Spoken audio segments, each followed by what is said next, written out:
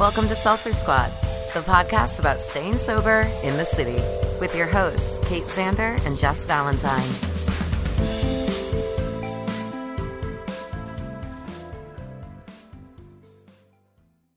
Hey, Kate. Hi, Jes. How are you? I'm great. How are you? I'm fantastic. I'm on my period. Same. I got some grapes. Life is just dandy. Just ate a clementine. Really, My favorite restaurant opens back up tomorrow, though. Oh, that's good.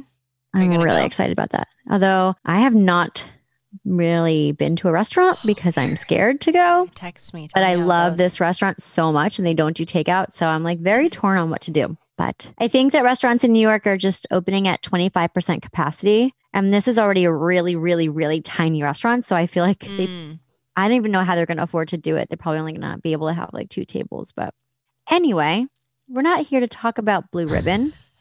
What are we here to talk about today? I want to talk about codependency. Okay. I feel like it's something you and I have talked about a lot. And yeah, I want to get into it because I have a lot of thoughts and feelings about it in the addiction space. But first, I will read the Googled definition of codependency and some of the signs that you may be codependent. Great place to start. Okay. Codependency is characterized by a person belonging to a dysfunctional, one-sided relationship where one person relies on the other for meeting nearly all of their emotional and self-esteem needs. It also describes a relationship that enables another person to maintain their irresponsible, addictive, or underachieving behavior. But it was originally founded by a German psychoanalyst named Karen Horney. Yep, that's right. You heard it. That is Horney. So sick. She proposed that some people adopt what she termed moving toward personality. So the personality type is called moving toward, to overcome their basic anxiety. Essentially, these were people moving toward others by gaining their approval and affection and subconsciously control them through their dependent lifestyle. They are unselfish, virtuous, martyr-like, faithful, and turn the other cheek despite personal humiliation. Approval from others is more important than respecting themselves. And then it kind of goes into how Alcoholics Anonymous has hijacked the term. And I feel like when I first started hearing codependency get thrown around, I thought it was like an AA exclusive thing about the dynamic of people in relationships with only alcoholics. And now I kind of have I feel like by nature, women are born codependent. Interesting. Because I feel like as far as a relationship with alcohol, wouldn't that be called dependent? Well, essentially what these definitions are saying is that anybody who's codependent is sort of walking on eggshells and basing their own actions on other people's emotions. So I understand how that plays out in addiction because you're like, oh God, is this person going to be drunk? Like I'm going to change my behavior. I'm not going to say this because I know that will set them off. Like you start to change your behaviors and your self-worth gets wrapped up in the approval and validation of another person. I'm feeling very codependent right now. I know. That's why I'm feeling very attacked. Yes. And so some of the symptoms of codependency, again, Googled, I will leave the website in the show notes. So it's low self-esteem, it's people-pleasing, it's poor boundaries, it's reactivity, caretaking, control, dysfunctional communication, obsessions, dependency, denial, problems with intimacy, and painful emotions. While some of those I feel Jes's mouth is hanging wide open for those of you that cannot see it. Right? Yeah. Are you shook? You look shook. Yeah, I am actually. It's so interesting. Wow. Yeah. I believe the word is speechless. So, okay. It's funny because my friend is reading a book called Codependent No More. Yeah. And she's like, you should read this when I'm done. I've read it. It's so good. Yeah. It talks about essentially, for me, codependency shows up in my life in so many ways, but a lot of it is reactivity. Like, I'm very reactive. I'm like, okay, someone sends me an email, I need to send it right away because I need them to know that I'm professional and I have my shit together. So like I do that there's too. Like an urgency to everything that is totally made up. Like, well, I also always want care. instant gratification. Yes, same. Like I need to get everything done, and it's so the reactivity I think is also interesting because the ball is always on somebody like in somebody else's court, and you're never in control of the situation, which is annoying because it's your own life. So like I had a boss that would like drop a bunch of stuff on me like at the end of the day. And then I would spend all night reeling from the like brain dump that she did. And it's like, I could just choose to read that email the next day. Like, right. No one is holding a gun to my head here at 6:30 at night to like do all of this stuff. You know what I mean? Yeah. But I feel like because you're like empathetic, you take on all that stuff and then you're mad because you're overwhelmed. Like for me, martyr is really easy to fall into because I'm like, I'm doing a million things and everyone's taking me for granted, and it's easy to play that part. But it's like, that's a choice, and that's also a way to manipulate people as well. And not setting up boundaries. Yes. It's all connected. Yes. So interesting. So why I heard somebody talking about how they attended CODA meetings. I've talked about them before on the podcast, but I read Codependent No More because it was an Oprah book club pick, obviously, and didn't really revisit the situation. I just kind of thought I'm a people pleaser, but I didn't really understand to like the depths of like psychology at which I was like letting this play out. Like I have always been waiting for the other person's approval in majority of situations. Like I always want the other person to be more comfortable than me. It's like, where do you want to go eat? I don't know, wherever you want to go eat. Like, what do you want to have? I don't know. I'm not sure. Like, I always know where I want to go to eat, and I always know what I like. That's why I prefer to do things alone, because I don't have to worry about fucking feelings about the other person. I'm sorry, I'm like, this one's firing me up. I'm just like taking it all in. And feeling, again, I feel like my brain just took a shit. I don't know. Like, I don't like it. I always thought I was codependent, but not to the degree, maybe. And then you listed off every Okay, so here's an example. Verb that I am. Dysfunctional communication. Codependents have trouble when it comes to communicating their thoughts, feelings, and needs. Oh my God, me. You're afraid to be truthful because you don't want to upset someone else. Like I absolutely understand that. Yeah, like you don't want to put anyone out. Like you would No, like, never. I hate being a burden. Same. Also, side note, you still need to watch Brittany Runs a Marathon. That's an underlying theme in the whole movie. But yeah, like I don't need a handout. But on the other spectrum, like I don't trust anyone to have my back either. It's like I have this underlying insecurity because I feel like I can't rely on anyone else, but they can rely on me. Like I do the most. I will read. I was gonna say, I will read and over deliver and like make up a bunch of work for myself to do to like be a shining star in situations that do not require that. Yeah. And do you feel like, well, I'll just have to do this myself because no one will do it as good as I'm going to do it anyway because I like take this seriously and I have a good work ethic and yes. Yeah. 100%. And it's interesting because it's like, where does the power dynamic lay in that? Like I think about codependency sometimes like in a relationship, like walking around on eggshells around your partner because you know like so-and-so is going to make them mad, but also in situations where it's like I have to be a certain thing or else society is going to assume. So it's almost like I'm codependent on society's opinions of me as well. Yeah, it's like you're codependent on like you versus the world. Yes. Like you're codependent to the world, not just your partner. That's very interesting. So now that I've like become aware of these things, it's like interesting because I can see myself, I can even see like TJ being codependent on me in certain situations where he's like, is she going to get mad if I like, you know, like we see that in each other. I'm not trained enough yet to recognize like, is that normal or not normal? Like I think there should be enough empathy in the world to where we're like aware that other people's feelings exist and to not fuck with them, but like also to not take everything so personally. Like I think part of codependency for me is making it all mean something that it doesn't necessarily mean about myself. Oh yeah, I do that all the time. You know, like where you like make up a story about you make up all this context that like may or may not be true. And that can be like a codependent behavior because it's like, if I don't respond to this email right away, she's going to think that I'm lazy and she's not going to want to get, you know, like I'm never going to get a promotion. And now I've like spun myself out of getting a promotion that is imaginary. Right. Yeah. You know, like I made it all up. Self-sabotage. Yes. Well, I mean, I guess it's not really self-sabotage, but it's just like you said, this is a fictitious scenario that you're trying to avoid and created, and then you're putting all the pressure on yourself to fit up this like made-up narrative. Totally.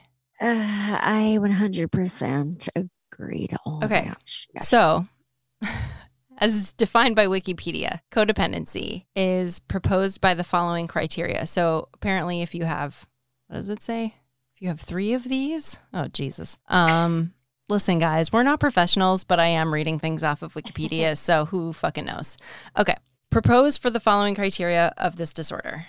Continued investment of self-esteem in the ability to control both oneself and others in the face of serious adverse consequences. Assumption of responsibility for meeting others' needs to the exclusion of acknowledging one's own. Anxiety and boundary distortions relative to intimacy and separation. Enmeshment in relationships with personality disordered, chemically dependent, or other codependent or impulse disordered individuals. And 3 or more of the following: excessive reliance on denial, constricting of emotions, depression, hypervigilance, compulsions, anxiety, substance abuse, a victim of physical or sexual abuse, stress-related mental illness, and has remained in a primary relationship with an active substance abuser for at least 2 years without seeking help. This is an epidemic. This is people that are prone to being codependent? Yes. Okay. Isn't that fucked up? Like, that's I don't know anyone that doesn't have those things. Like, who doesn't fall into some of those categories? I think codependency is the female's plight, personally. It's for everyone. Is that wild, though? Like, hypervigilance, like, vigilance? I don't know. I don't even know what that word means, to be honest. If I'm just going to be honest, I don't know what that word really means. It just means that you're, like, I am very hypervigilant, for example. Every night before I go to bed, I run through the scenario in my head that if there's a fire, what are the exact steps that I am going to take to make sure myself and my family are safe? Every time I leave, I make sure that I text somebody to feed my cats in the event I get into a fatal car accident. Okay. That's a tiny peek behind the curtain of what's going on up here. I mean, that I know you, so none of that surprises me. Okay. It's like basically being a Girl Scout or Boy Scout to the max. Yeah. I don't know. I'm still in shock that I was like everything that you rattled off. So I know I'm being really quiet, but I think I'm just still processing. Which one surprised you the most? I don't know. You'd have to read the list again. I don't even know if it was one in particular as much as it was all of them or whatever, like how many. I was like, yep. I like think that TikTok, put one finger down. Yes, if you put a finger down. Yeah, totally. All of these. Finger down. I think one, if I can extend one that I think fits you a little bit, is the caretaking. You are a very good caretaker, sometimes to the extent of your own like detriment. The thing I Googled says, another effect of poor boundaries is that if someone else has a problem, you want to help them to the point that you give up yourself. Yeah, but then also from therapy, I've learned that, yes, I do that, but also that's sometimes so that you don't have to like deal with your own shit. It's just a way of not dealing with your own shit. Yes. Or not that I don't like to help certain people, sure, but like, or having needs, right? Like if you're busy helping others, that means that you don't have to meet your own needs or even define them to other people, which for me is hard. If somebody's like, how can I help? I'm always like, I never know what to say, but I'm trying to get better at being like, actually, here are 3 things, you pick one, you know, like, yeah. And I think that's more helpful because no one's judging me when they're coming to say like, do you need a hand with something? They're not like, this bitch doesn't know what she's fucking doing. They're just like, hey, do you need help? Like, it's me making up all of the stories behind the scenes of why I don't ever need help from anyone. And it's usually because I'm worried. I'm like, here's an example. I hired cleaning ladies to come over to my house because I have been literally on my hands and knees for about a month, hand scrubbing all of the hardwood floors at our house upstate, like with a razor blade, like scrubbing them, polishing them. And there were little stair tread, adhesives on the stairs. And I was like, I'm not doing this. I'm paying somebody to do it because it was like the last thing. So these girls come over and they're doing like a horrible job. Like they're complaining. And I'm like, they're like, we don't have the right tools for this. And I'm like, unfortunately, guys, this one's just elbow grease. Like you just have to fucking suck it up and you have to scrub the floors. Like, I'm sorry. That's how this works. I ended up cleaning them basically by myself while they were there. And then I was like, why the fuck could I not just like, did I feel bad that like I was doing work on the computer for a client and not like, I don't know, that I was all wrapped up in my head about like, no one's going to be able to do it. They're not doing it right. I better do it. And I'm going to show them how to do it. It was just, that's codependency. Like I should have just been like, clean the floor, please. Like that's why I hired you. I do that all the time at work. Okay. Yeah. So Cameron and I work together and I do the tattoos. She does like all the other stuff, administrative work. She'll set me up, break me down, restock things, just basically like everything else, like operations, right? And if she's like busy doing, like say she's setting me up, but I like a new shipment came in, like I'll just go ahead and start putting things away. And she's like, that's my job. Like I'm going to do it. Like it makes me, and I'm like, I'm just helping you. It seems like you're helping and she's taking it as you're not doing your job, right? Yes. Yes. I know. 100%. So maybe you're codependent on each other. I don't know, Yeah, but like I get it though. She's just like, let me do it. Like it's my job. Like you don't need to do anything right now. And it's hard for me to not. Like, but I'm helping. Like, no, you're just doing my job for me. Yeah, a lot. It's really simple stuff too, like going to the CODA meetings. So they have a lot of literature of which I don't have in front of me at the moment, but I can post some of it if I remember. And it's like simple things like going to the bathroom when I realized I had to go to the bathroom on my own and I wasn't like, have you ever like held it because you were like talking to someone and you didn't want to cut them off? And like that's like fucked up stuff that like we didn't even know was fucked up. It was like, you just get up and say, excuse You're ignoring me. your own needs. Yeah. Like I'm like denying myself to go to the bathroom, which is like a basic human right, So now that I'm aware of these things, it's just really interesting to me that I just try to stop myself before I can like spiral. The podcast has been a helpful thing with that because I do have a hard time relying on other people and I do want things to be perfect. And I also want to please everybody that's listening. And that there's no way that I'm going to be able to do that. Like even when we get hate, like at the beginning, I think I would have like that was the worst thing that I was. And now it's like, okay, next, like moving on. It doesn't even like, it's not on my radar. Like everyone's entitled to their opinion and not everyone is going to like me. And that's something 2 years ago that would have floored me for like I probably would have quit doing this. Now I'm like, it's okay. Not everyone's going to like us. I know. And I'm like, I'm going to write back. Right. Yes. But you're reactive. And I'm like, I'm a flight. You're a fight. Yeah. But I'm like, I stopped doing that because it's not worth it. Right. Like type something out if you want. Don't send it. And then, so I did that. I'm like, you've gotten so much better at that though. Stupid. I'm not going to do that. Like, fuck this person. She just wants to get a rise out of me. I'm not going to like give her the satisfaction. Right. Same. Yeah. But this is a little off topic, but also not. For the CODA meetings, do you know, are they as often as AA meetings or?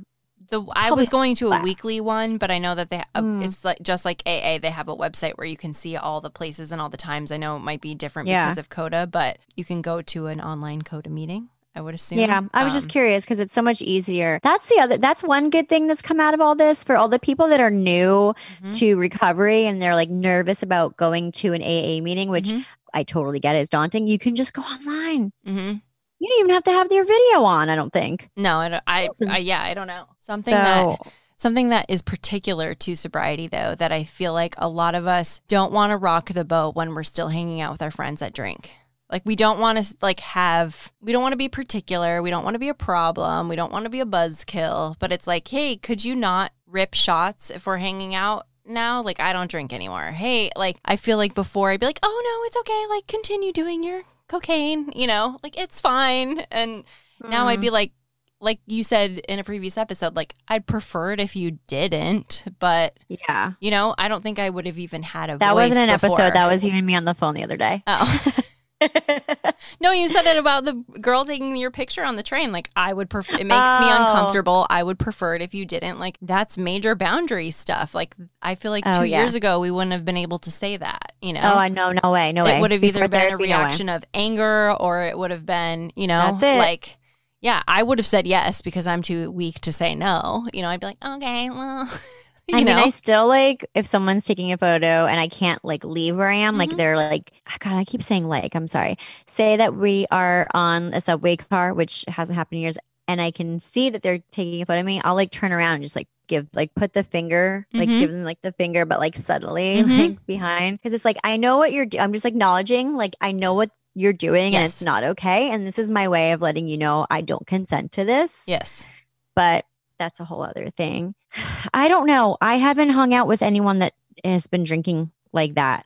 I know. I mean, I think it's definitely like it's a early sobriety thing, right? But it's when you're not strong enough to stand up for yourself. Like I wasn't. I'd be like, sure, like I'll meet you at the bar. Like now I'm like, can we not? Like that's awful. Like, yeah.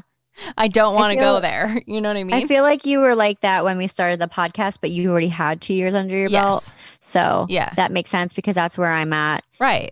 Like I remember the first time you got sober and you were like still going to the bars because that's where your friends were. And I'm like, fuck that. You know, like, that's just putting yourself in harm's way or like, you know, you're just putting yourself in the, I don't know, I'm using all these weird metaphors, the lion's den, you know? Yeah. But I was still doing drugs. Right. So, yeah.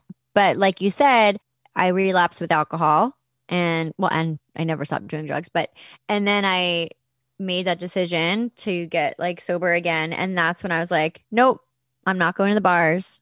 I'm not going to be around people like drinking like crazy or anything like that or doing drugs. So it took me being sober, quote unquote, like, okay.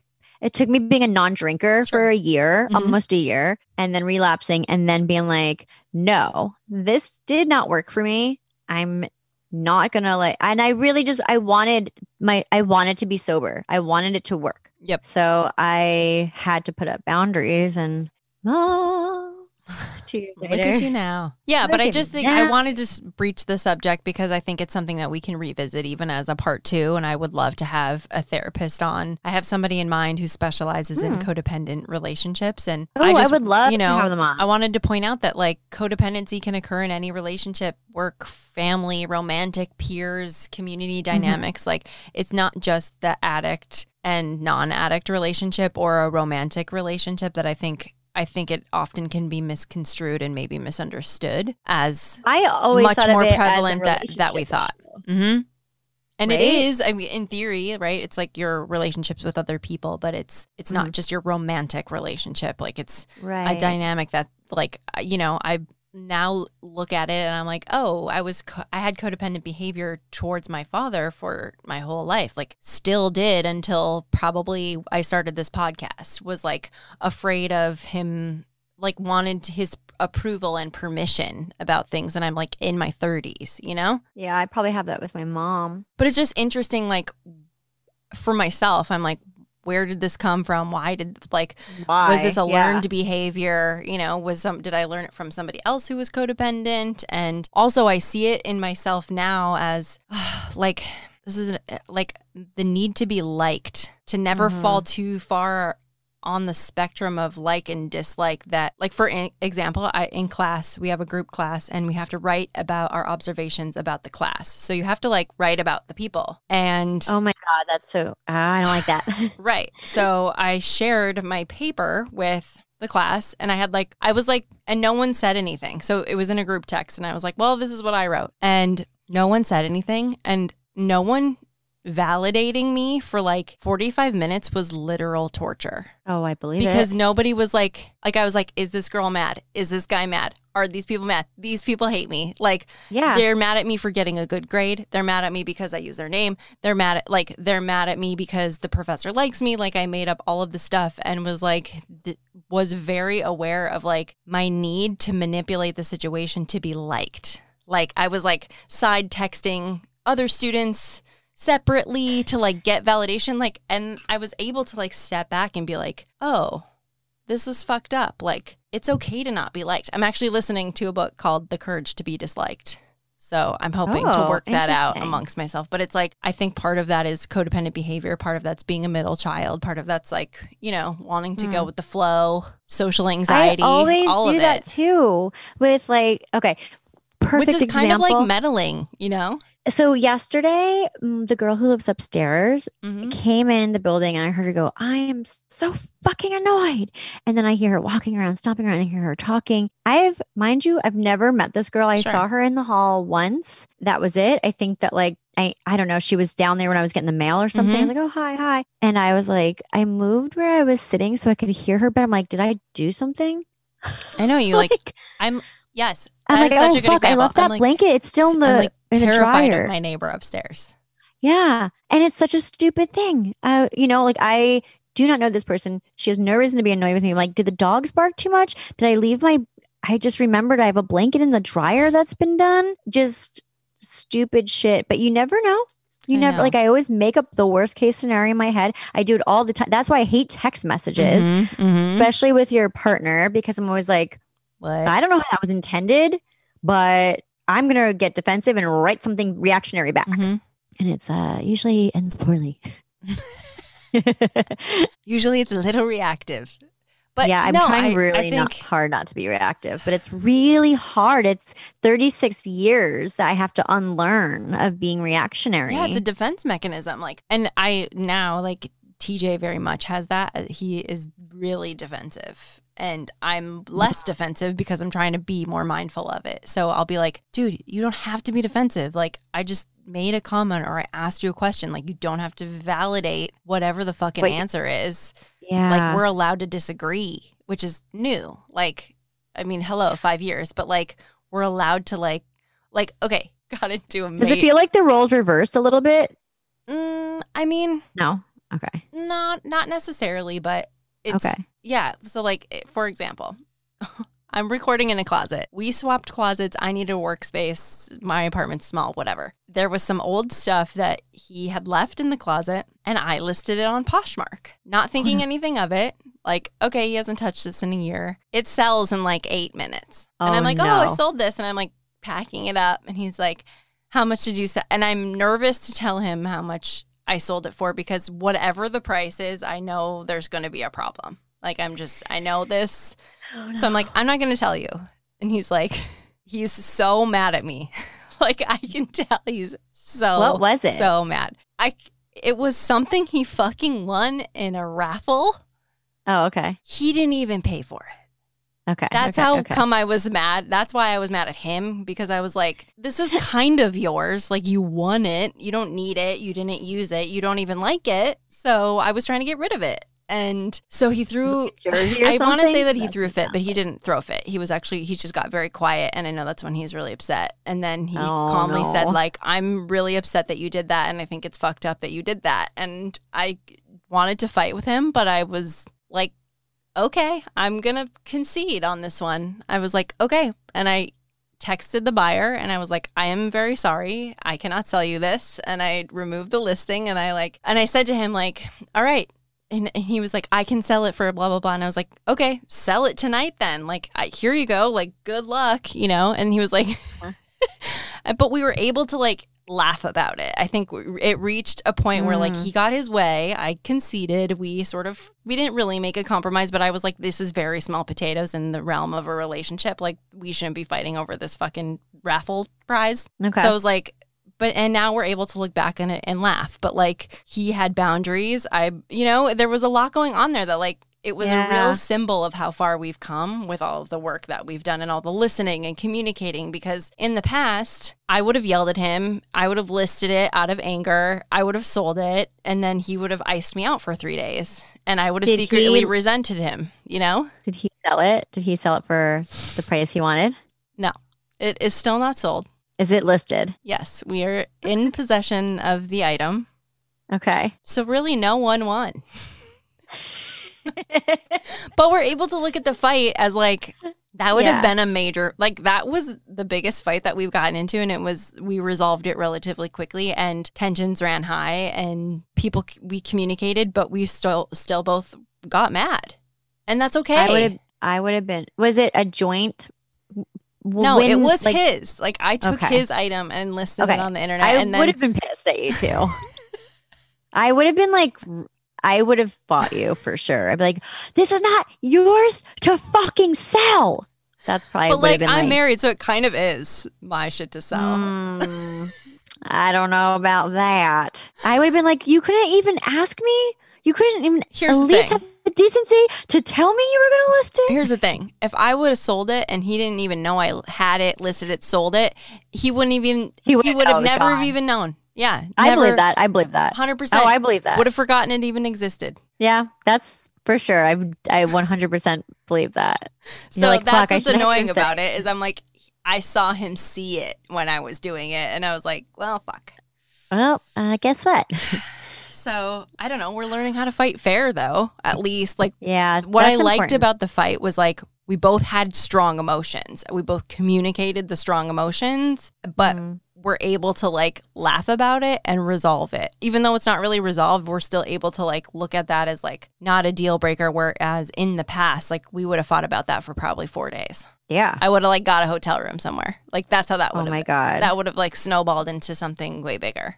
Yeah. The other important thing about it is like I have had to let go things from the past. Like I didn't bring any other shit into this fight. This fight was about this bag. I didn't bring any other fucking bullshit into this fight, and neither did he. So it was like we did it, we had it out, and that no one won. Everyone was a little disappointed with how that turned out, but we're over it. I hate when he's gonna laugh so hard when he listens to this. I hate so bad when people bring up old shit. I'm like, are you seriously gonna bring that up right now? Right. Sorry, I just yelled. Yeah, it's infuriating. But sometimes you feel justified because you feel like this is like an ongoing situation. Like, look, this is another example of how you hurt me in this way before. Yeah, so I'm proud of you guys. Good job, Kate. Good job, resolution. TJ. Nonviolent communication. Yeah, I brought that book with me to read in Alaska, and I haven't read any of it. I'm reading a really good book now called Glorious Rock Bottom, though. So, right, I want to read both of those books, but thanks for listening to me, and thanks for being codependent with me. Now we can go to meetings together. Yeah. I love it. Or maybe host our own codependent meeting. Yeah, who knows? Let's become codependent on going to codependent meetings. Yes. All right. Well, until we meet again, be nice to yourself. Don't forget, hangover suck.